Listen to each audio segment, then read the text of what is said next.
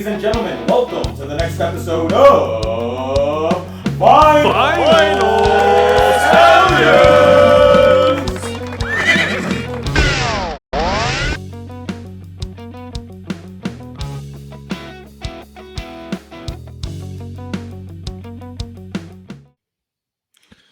Ladies and gentle swine, gather around because we are about to recap 2024 for you. What a great year in music this was.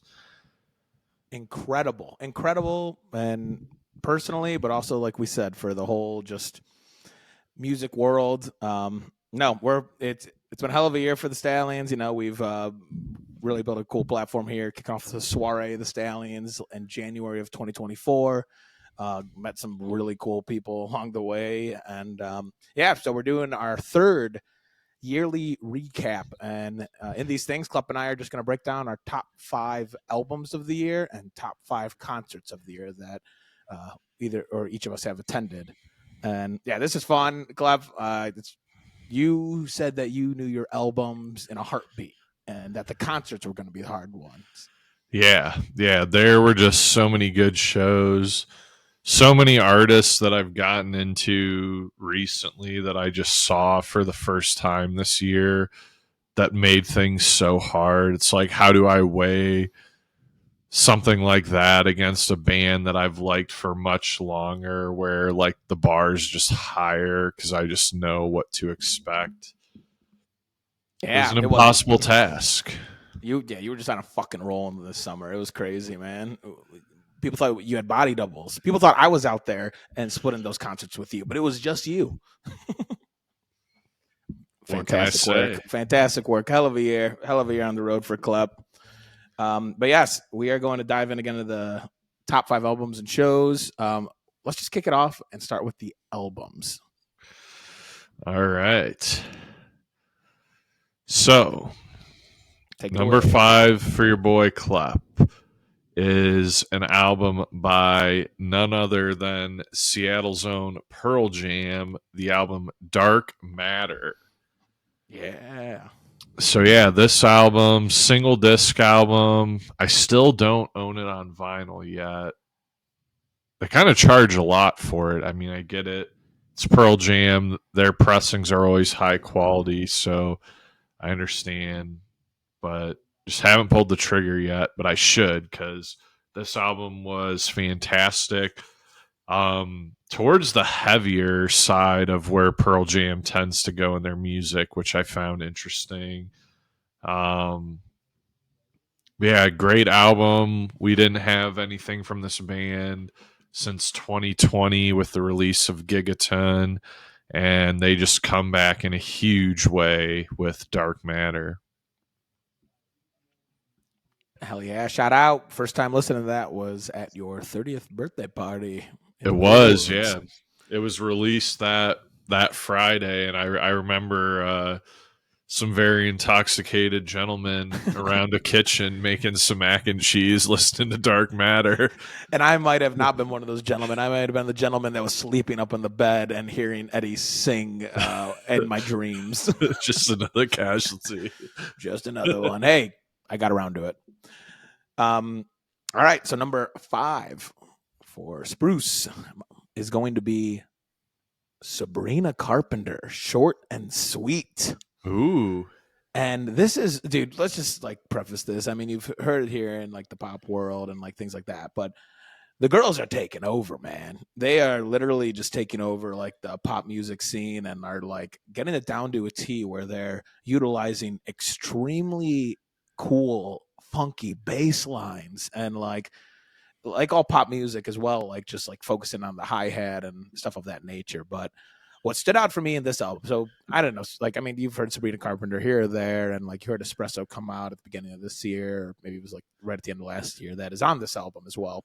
But so I was like, all right, I'm going to just, give this thing a full listen. And it, like the thing that really stood out to me about this was just her phrasing and lyricism, man. This chick, like, she is funny as fuck, man. Like the way that she is able to, I don't know, get across a certain message, not just like clearly laying it out, but play on words as well. Like I was genuinely impressed. And there's a couple songs on here, because I don't even know if we've like talked about this album. I ran into this a Yeah, couple times when it I've first came listened to out. this album twice, just both like Yeah. on road trips with Gabrielle. Like Slim Pickens is one I think you would get down to, more of like an acoustic song. My favorite is Bedchem. That is like the funniest shit, man. Or like just so well done with lyricism. So Dude, Taste is the one for me. That sounds like it's a 1975 song. yeah, that's a good comparison, honestly. No, she did a great job. Yeah, we got Grammys coming up here in February of 25, but I had to give a shout out there, number 5 to Sabrina Carpenter. Short and sweet. Right on. So, number 4 for me goes to a fellow friend, none other than Fish. They released a new album in 2024 called Evolve. Kind of a John Fishman album. The drumming in this album is just, it's unreal. And it's just, I don't even know how to describe it. It feels like John Fishman just really said, here's an album where I'm going to make my mark. I'm going to have a louder voice in the music than I normally do. And just a phenomenal album. They've been playing these songs live. Spruce and I, we've probably gotten at least half of these songs live. Oblivion, I've got it both a Trey solo and a Fish show. We've gotten Pillow Jets. We've gotten A Wave of Hope. We've gotten Life Saving Gun, Monsters. I've gotten Ether Edge. Have we gotten Mercy, Spruce? I don't know if we had Mercy, but I know we had. Pillow Jets was incredible. Life Saving Gun is like literally one of the rowdiest songs live. The percussion rips. Like, Yeah, no, it's great, man. In the video, that song is just killer. Yeah, no, they really have it down to a T, and yeah, man, it was just cool to be like into Fish, and them to actually release like a new album, and like, yeah, from what I've seen, received great reviews, and they just absolutely murder it live. We'll maybe get to a Fish show later on in this episode. Perhaps. All right, so number 4 for me will be Pearl Jam, Dark Matter. Man, they just came out like that is one of the just hardest. Like they just made a stamp and just came back ripping. It's so well produced as well. Like I don't know. Listen to that. Yeah. They're still kicking it. They are firing off. Coming more east on their tour in 2025. I was just talking with my cousin Dylan, who lives in Raleigh, and they're trying to get away to see them there. I think it's a couple days after that Pittsburgh show. But yeah, shout out to Pearl Jam, one of the all-time best, and still swinging. Indeed they are. So, coming in for Klep at number 3, we kind of take a turn in genre. And we have Sturgill Simpson / Johnny Blue Skies with Passage du Désert, which is some foreign language for passage to desire, I would presume. But yeah, this album just kind of came out of nowhere and was incredible if you're a Sturgill Simpson fan for more than one reason. I mean, not only do you get 8 new Sturgill songs, but just what this meant. So Sturgill had always said he would do 5 albums and then he would be done. And he ended up releasing 7 albums under Sturgill Simpson. He doesn't count 2 of them because they're bluegrass covers of songs that he already wrote. So the Ballad of Dude and Juanita comes out in 2021. He ends up cutting that tour off because he has a vocal cord hemorrhage. So all the Sturgill fans are like, what the fuck's going to happen? Not only do we not know if he has the capacity to tour anymore, but he also just released album number 5, which he said he was done after. So what in the world's happening? And boom, Johnny Blue Skies, Sturgill's back with a fucking band, and it rips. Dude, yeah, I've watched a lot of videos of Sturgill this year from his tour, and like, yeah, I need to get to one of those shows. Absolutely, just it's a jam band show at this point, but maybe a little bit more to come on that later. Young Sturgy. All right, number 3 for your boy is gonna be right back to it. Fish Evolve. We're doubling up here on the Stallions. I mean, who could have saw that coming? Good music's good music. Absolutely. And again, I just was enthralled with Fish at the beginning of this year, and the fact that they released some new music. I got to see those live, and we were able to see them. I mean, it was so funny, man. Like, one of the nights when Klep and I saw Fish, like, again, he played the song Monsters, and like everyone was just like, this is the set break like time. And we're just like, easy now. Literally. Oh, yeah. No, it's fun. It's the lyrics are just so fun in some of those songs, man. But yep, shout out to Fish at number 3. All right, now here's where things get serious. So we're in the top 2. And this was a big boy release for this artist, and one that did not disappoint. Mr. William Strings, Highway Prayers, 20 songs, over an hour of music. And holy shit, did he kill it. Billy Boy. I believe, I can't remember exactly what it was because I don't really know. That just, I remember this making headlines, but I believe this was the first bluegrass album to ever debut at number 1 on the Billboard Top 100. Damn. No, that's crazy that they're just firing, or like Billy and the boys are firing like that. And yeah, another artist briefly stepped into this year, but need to take a deeper dive. What is the name of that album with like the flower pot on the front? Oh, Renewal. That might be my favorite. Yeah, that one's unbelievable. Yeah, but I need to. I think you sent a couple of songs off that one. I honestly thought when looking at that album cover that was the F1 Trillion album from Post Malone, except I just Googled it and the car's like upside down. That's like the front of the car, and the other car's upside down in that one. Yeah, that was an excellent album as well. Yeah, we'll give some special shout outs here at the end, but number 2 for Spruce, gotta go back to the ladies that have been taking over the year. One of my favorite, Miss Billie Eilish. Ooh. Yes, with Hit Me Hard and Hit Me Soft. An album that I got really into Billie like when she put out her last album before that. And that's right. We did an album review of that. Yeah, dude. I was like, album so fucking good. I don't know why it's not like hitting me right now. What that's called? The one with the gold cover with the picture of her. I know. I feel happier than ever.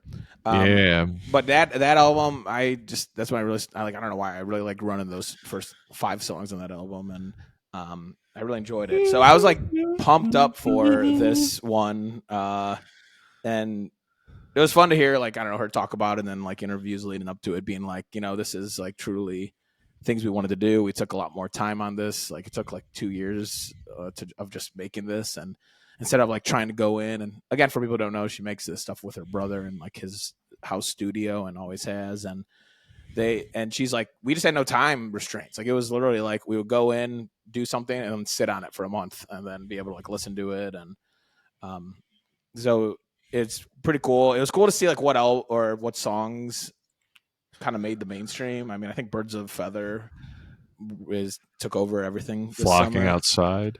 Yeah, right. That's the one I go. But yeah, she my favorite is whatever that French one is. I can't even pronounce it. Like L'amour de ma vie. Guitaring on that is straight like jazz, and yeah, just a really, really cool, interesting album. Less poppy. I mean, there's like like Churro and Lunch are like some more poppy ones, but it's just incredible songwriting, and yeah, it was definitely more of like a songwriting album. Again, yeah, we'll see how it competes there in the Grammys coming up. True. Yep. But all right, the grand numero uno of the albums. What do you got? I have a feeling that there's a little bit of overlap on this one. All right, we'll see. We got Flight B741 by King Gizzard and the Wizard Lizard. And I will stop you there and say my number one album is Flight B741 by King Gizzard and the Lizard Wizard. This honestly required no thought. Like when I was like, all right, what's the best one? I'm like, well, kind of got that score settled.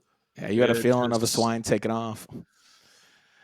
Every single song. I think I'm most obsessed with this album like right now, like literally this moment in time. I can't stop. I feel bad for Mirage City at the beginning because I keep just starting the album at Antarctica and running it all the way through to like Sad Pilot, I'm pretty sure. And like that just middle chunk of the album, I'm like, holy shit. Like, again, who do you play for? Again, I play for the United States of America. Dude, my little sweet spot is from Field of Vision through the title track. I mean, all 10 of these songs are phenomenal, but you just Field of Vision into Hog Calling, into Lay Risk, into the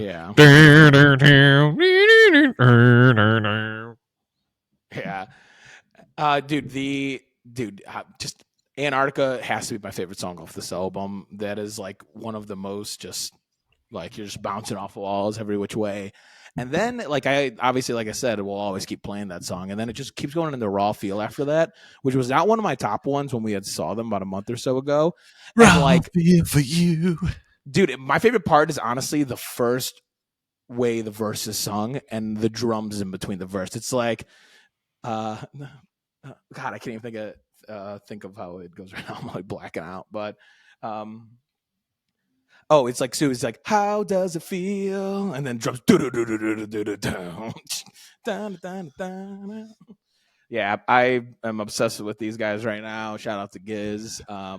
This album, I literally like honestly run like 4 or 5 off this, and then like the first 2 songs, and then the last 2 songs off of Infest the Rat's Nest. Like that's like my like bread and butter right now. Like I'm jumping in the shower. I'm going on a 20-minute ride. I'm just like playing like Antarctica, Raw Feel, Planet B, Mars, Self-Immolate, Hell. Like that's my like. But what about Superbug? That's my morning skincare routine.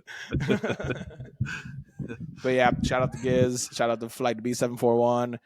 Shout out to, they released a new song off the new album that were songs recorded at the same time of this album, except they're adding a full fucking orchestra.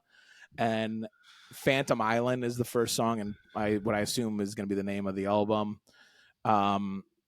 Dude, that song, like, oh my God. Oh my God. Like, maybe a little sneak preview for 2025 here in review. Dude, that song again. The first lyrics where he's like, he's like, "How does it feel?" Oh no, that's Raw Feel. Oh, fuck, I'm all over the place. Shout out to Giz. Phantom Island goes, "I just woke up from a dream. Da, da, da, da, da. You've ever seen, you never seen." All right, I'm getting off fast here, but fucking hell, so good. But all right, let's transfer over now to the shows. Klep, kick us off. Number 5. All right. I'm going to go. Well, hang on. Actually, before we do this, I just want to give 2 shout outs if you have any like ones that almost made the list of albums. Oh, yeah. Before we move on to concerts. But 2 that I just have on my list here are Born by Kenny Chesney. Didn't make the list. And the one that really was very close to making was Deeper Well by Casey Musgraves. Oh, yep. That is a great album. That was also on my honorable mentions. Also, my honorable mentions From Zero by Linkin Park. Um, Another great album. I guess my only gripe was it was short. It's only 30 minutes. I just wanted more. Like, it was really good, so I just wanted more music. Green Day, Saviors. Yeah. I believe that was like 14 or 15 songs. I Great know they double came out in disc album. January. I forgot about that one. Yep. 21 Pilots, Clancy. Excellent album, supported by an excellent tour. Zach Bryan, The Great American Bar Scene. That was a solid double disc album. Um, Coldplay, Full Moon. Another just awesome album. But What only about 5 can make it. Yeah, what about Jimmy Fallon's Christmas album? All right, and we're moving on to concerts. Klep, kick us off. What is your number 5 concert? All right. So for number 5, we go to the Fox Theater in Detroit, where Sturgill Simpson just jams for 3 hours straight.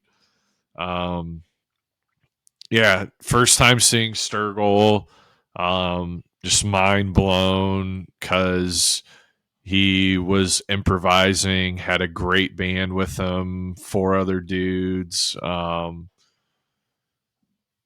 Just about as good of a show as you can ask for, playing all the songs you want, jamming them out, some really good, tasteful colors mixed in. Got a nice little Midnight Rider, Allman Brothers Band cover. Got a little LA Woman, Doors cover. Just a phenomenal show, start to finish. The acoustics were good. Everyone was locked in. Sturgill, got to see him. Yep. In due time. Hell yeah. All right, so number 5 for me will be a local Cleveland show that I went to. And our very own, again, the Ice Cream Militia had played with a band called Post Saga here at the Beachland Ballroom. Ooh. At the Grog Shop in Cleveland back in, I think, August. I think that was I've always heard of this band called Post Saga. And it was extremely, well done. I mean, guitars, horns, female lead singer. I described it as kind of like a Maroon 5-ish vibe. But I was, really blown away at the local music scene. And again, a band you always hear about and finally get a chance to see. So, and incredible. So shout out to Post Saga, Cleveland Zone. Hell yeah. Number 4, I'm also going to Cleveland. Might be a little self-plug, but I'm going to Soiree of the Stallions 2024, where we get the motherfucking reign of Kendo to play their first show post-COVID at none other than Soiree, Beachland Ballroom and Tavern, main stage, and the boys just killed it. Sent me into another dimension. One of my favorite bands. Not only are we partnering with them to throw a charity event, but they're also just playing a face melting show that Spruce and I got to enjoy. Yeah, shout out to Soiree. Again, everyone there. It was very cool. People from everywhere kind of came in. We had Chalk Dinosaur from Pittsburgh. We had Juniper coming up from Nashville. Yep. Apostle Jones, Ice Cream Militia. Yeah, and then Cellophane Jane. Yeah, and Abstract Sounds. So shout out to Soiree of the Stallions. You can go to vinylstallions.com right now and read more about Soiree of the Stallions. We'll be keeping your ears and eyes and nose and mouth perched here in 2025 as more information gets dropped about Soiree 2025. It will not be in January. We're going to be looking a little bit later in the year, so you got time to prep. So do we, and it'll be another kick-ass show. Will be the 3rd annual. Get crazy, get wild. All right, number 4 for me has to be Zach Brown Band and Kenny Chesney, Megan Maroney, and Uncle Cracker. Unk. Pittsburgh, Creature Stadium, or whatever the fuck they call it in that fucking city.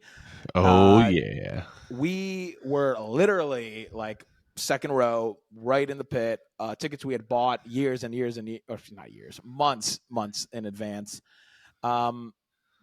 Revived for me. I went to so many Kenny shows with my cousin Alex, who joined us as well back in about a decade ago. And I was enthralled by Kenny. We would always go to see him front row. And I hadn't thought about Kenny too much in the last handful of years. And the fact that he was playing with Zach Brown Band and It was a an sign. up-and-coming star, Megan Maroney. Like, it was sick. Like, we were literally like right in front of them on their T stage, and literally mind blown at just the musicianship. Again, about 10 years ago, I didn't pay attention to that. I was worried about where my next beer was going to come from, and if I could dance with some ladies. Like, I didn't really care too much about the music, and now I'm just locked in and focused. And again, that was my second time seeing Zach Brown Band in the last year, and unbelievable time down in the pit. And I'm just gonna leave it at that. If you want to find out more, DM us. A great show indeed. Yeah, so they say. All right, for number 3, I go to a familiar friend. I go to the Motor City in Detroit, to the Aretha Franklin Amphitheater, to King Gizzard and the Wizard Lizards acoustic set. So this was one of 2 shows in 2024 where they did an acoustic show. And this was the first of those 2 shows. And I went with a coworker who I would now consider a friend named Ryan, and I had showed him King Giz maybe the day before the show at work. He just like casually asked me in the break room, like, what are you up to this weekend? I'm just like, oh, I'm going to a concert. And he's like, oh, who you seeing? I'm like, King Gizzard and the Wizard Lizard, brother. And he's like, what is that? And so I sent him a few songs, and then the next day he's teamsing me and is just like, dude, I've listened to 3 of their albums. This band's so good. And I'm like, well, my wife is sick. You want to go to the show with me? And Ryan came in from the bullpen like Emmanuel Classe to shut it down, because that was just a hell of a show. Those boys just picked every note as clean as it could be. Super unique to just hear that in an acoustic environment. No distortion on the guitars, no keyboards, grand pianos only. A lot of ambi on the harmonica as well. Yeah, no, that was interesting. And you have that on vinyl, don't you? I will soon enough. It hasn't shipped yet. But yeah, there is audio recording of that show that's been pressed that your boy may or may not have on the way. Gotta invest it. Invest is what I meant. But yeah, so that was cool that you got to see that, and then the next day was that Cleveland Giz show. So you had just back-to-back Giz. Yeah. Oh, holy shit. Yeah, that's crazy. Too many Giz. All right. Number 3 for me. This was a really tough one for me. As we enter the top 3, which one's gonna be 1? Which one's gonna be 2? I'm gonna go Bruce Springsteen in Columbus. Fair. And there might be like some bias because I had seen Bruce recently, but I will say that show. I'll never argue against that. Yeah, well, that show in particular was like it sucked. My dad had like a last minute thing where he couldn't come with me, so we got our very own Michael, who jumps on for all of our vinyl roulettes and other episodes here, and last minute swooped. We were side of the stage. I had these tickets. This concert had gotten pushed back by a year and a half. It was supposed to be in March of 2023, and then it ended up being like April of 24. And they played some deep tracks. And I said it, I think, on like the tour and like even the last recap we did at 2023, but like this is the craziest guitaring I've seen Bruce play. It was literally like a fucking, like you were just at church and they're just teeing off and again playing some very deeper tracks. I couldn't believe it. It's just every single time I see that band, it just blows my fucking mind. So shout out to Bruce and the boys and the girls and the boys and the girls. Yeah. Oh man, that would have been a hell of a show to go to. Yeah, that was crazy. And again, that was just driving straight back from your bachelor or your 30th B day in Maryland and straight to Columbus. Straight to Bruce. Go from Moose to Bruce. Laminate boot to boot.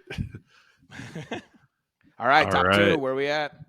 Number 2, we go out to the Deer Creek, Noblesville, Indiana, to see a Kentucky boy, one Tyler Childers. And so this makes an appearance here. I mean, yes, obviously it was an amazing show. But partly because I just had no expectations. I mean, obviously I thought it would be good. Otherwise, I wouldn't have gone. But I had never seen Tyler before. I didn't know what to expect as far as like format, length, any of that. And I just got my little mind blown. It was pretty much a jam band set. Like my favorite song from the set was actually a cover of a Billy Strings song where not a single word was spoken, where Tyler and friends just ripped it on the fiddle for like 7 minutes. And yeah, like Tyler, just the way he controlled the stage and just was able to utilize his band in such a magnificent way. I haven't seen anything like it in a while. It was just phenomenal. And fun fact, that was his first time playing at the Deer Creek. And it's like that dude's going to play there for 20 to 40 more years. Like, just fascinating. Yeah, man. We are already locked and loaded for Blossom. We are. Spruce 25. and I are going when he comes to Blossom in 2025. October. We got time to prep. Oh, yeah. We're locked in. Oh, yeah. All right. Number 2 for me. We'll be going right back to the Deer Creek, but not for Tyler. For one certain fish. A couple folks you've heard a lot about in our time here today, but I'm going to keep that train going because I had seen Fish a handful of times, probably like 3 or 4 times. Did they play any of these? I think so, but I'm going to pause because it was a 3-night run, but I got to just narrow it down to night 1. First time in the pit for Fish, and I won the early access to get in the pit. So we got there early, got to just get in line. We were one of the first like 50 to 100 people that were down there in the pit. We were part of the Sweaty Swine, just fucking taking blankets. There's the blanket police yelling at people. We were amongst the crowd that Fish needs to be there for them to perform.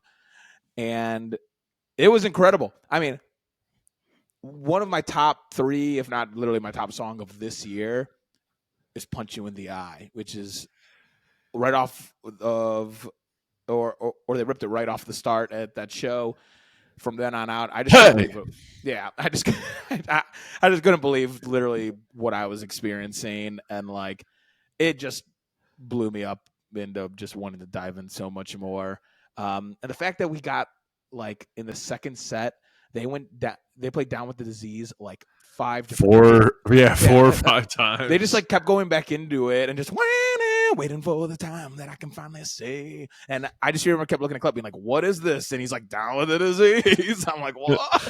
I couldn't believe it. They even did it to end the encore. They fucking played You Enjoy Myself, just out of body. Like, couldn't believe it. And then they just fucking drill us right back into Down with the Disease. Down with Deer Creek. Because we night can't make one. it stop, stop, stop, stop, stop, Bang. stop, stop, stop. Shout out to Fish. We're ready to come back for you in 25. Fish. And so that goes back to what I was saying earlier, where it's like, man, those Fish shows were like just as good as these other ones I'm talking about, but it's like I just know that will happen anytime I go. Like I just give them the $100 to $200, and I just know they're gonna do that every time. Well, all right. I'm interested to see what you do right here. What's your number one? Number one, we go to the Lone Star State of Texas for a familiar friend that just is popping up all over. And it's none other than King Gizzard and the Wizard Lizard on their Flight B741 tour, where they just sent us into outer space in the Lone Star State at a 3-hour marathon set.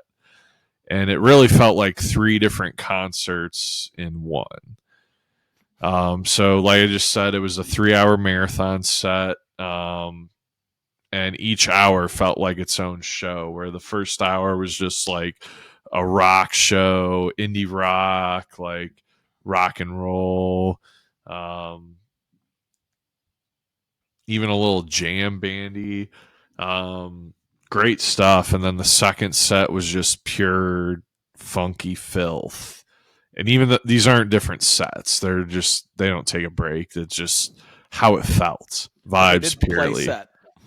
Yeah. And then the third set is just all metal. And I felt like I came out of that concert having lived 3 different lives. I mean, yeah, babe.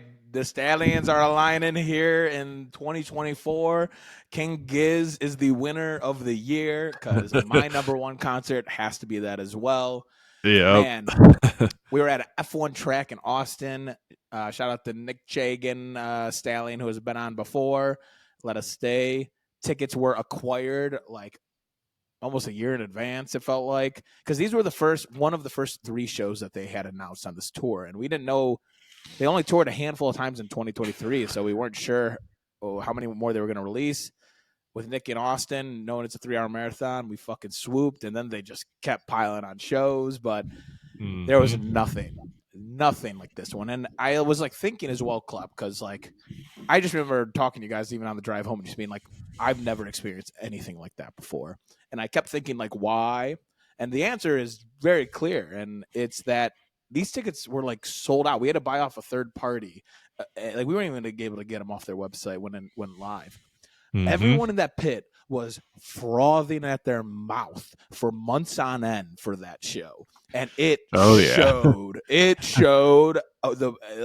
Everyone in that pit was just so ready, and I couldn't believe it. I was up front. I was in back. I was being pushed around. It was crazy. Yeah, we had people dressed like the fucking boys on the back of the album. Yeah, full pilot suits. We had people in wizard costumes. I had people asking me, being like, "Have you seen my shoe? Have you seen my phone?" And I'm just no, bro, that's just the feeling of the swan taking off.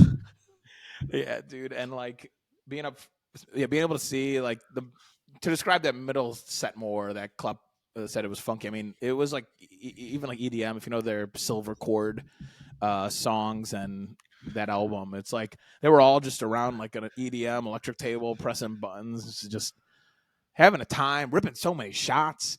They also had a band called King Stingray open up for them that was from Australia, and to end the whole set, they brought them out and performed what I guess is a very prominent song in Australia from an artist. I really can't remember exactly what that was called here, but nonetheless, yeah, I've never have experienced anything like that. And what's great is they live streamed every single show on their tour this year. So man, going back and watching those things, I actually just found myself in a Dragon video, which was like the second last song of the set, where they zoom in on the pit and you see me in the back, and it proves that there's a Stallion hard at work out there, where I have my phone up like this, and I literally have the video, like when it zooms in, I have the video of that too, and like I'm just drenched in sweat. I look like a swine, and yeah, man, what a cool place to see a concert and a reason to get down to Austin. Oh yeah. And it may have sort of kind of convinced us to book a 2-night in Queens, New York in August of Forest Hills. 2025. Forest Hills. We are seeing King Gizzard back-to-back nights. First night is with a full orchestra, and then night 2 is one of the 4 rock shows that they're putting on the whole year. And the only other rock shows are a festival in Colorado. So this is like the only standalone rock show and only opportunity to see it back-to-back orchestra and that. So we're coming, New York. If you're going to be there, hit us up. Let's have a time. Let's. Shout out. And yeah, shout out. Wow. 2025. Yeah, hey, we have a lot of cool stuff coming as well. We're going to be dropping a handful of merch as well that we've been hanging on to and are going to start pumping here. And come get it. Yeah. And then, we're going to keep trying to have some really, really cool people on as well and kind of thinking of new ways with episodes format. So appreciate everyone sticking along. It's been fun. We're heading into year 3, right? Or is this Yeah. we started in 2022. So, we're in year, well, it'll be year 3 here in about a month or 2. Or completing year 3. I don't know. The world is flat, maybe. I don't know. The world is a vampire. Shout out 2024. 2025 is going to be lit. Rumor has it the Stallions will be dropping some music of their own, so stay tuned with that too. Also true. All right. Godspeed.